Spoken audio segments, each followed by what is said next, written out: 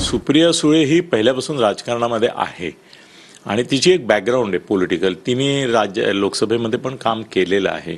त्यामुळे अजितदादांच्या इच्छेकरता त्यांची पत्नी उभी राहिली असा जो प्रकार तिथे आहे त्याच्याबद्दल लोक फार अनुकूल असतील असं वाटत नाही मला. की बरं करायचं होतं तर एक खांदा कोणी कार्यकर्ता केला असता तिला टक्कर द्यायला तरी समजलं असतो. पण त्यांची स्वतःचीच बायकोच्या पलीकडे पार्थ आणि म्हणजे शरद पवारांना म्हणायचं की सुप्रिया पलीकडे जात नाही, स्वतः सुनेत्राच्या पलीकडे जात नाही, पार्थच्या पलीकडे जात नाही, लोकांना ते खटकतं ना. तर त्यामुळे मला नाही वाटत की मला सुप्रिया येईल असं वाटतं. मुलगा पडल्यानंतर सुद्धा बायकोला उभं करणं म्हणजे अजित पवार यांची डेअरिंग मानली पाहिजे की त्यांचे गट हे खूप मोठे आहेत. आपण त्याला एक सॅल्यूट केला पाहिजे. आणि त्याच्यातून शरद पवार आपल्या काकाच्या मुलीला एक चॅलेंज देणं हे सुद्धा खूप मोठी गोष्ट अजित पवारांनी केली. त्यांनी मध्यरात्री बँक कशी चालू होती किंवा लोकांचे साखर कारखान्याचे पैसे कसे त्या रात्रीत फटाफट आले आणि किती वाढीव आले हे सुद्धा चर्चा बारामतीमध्ये होती.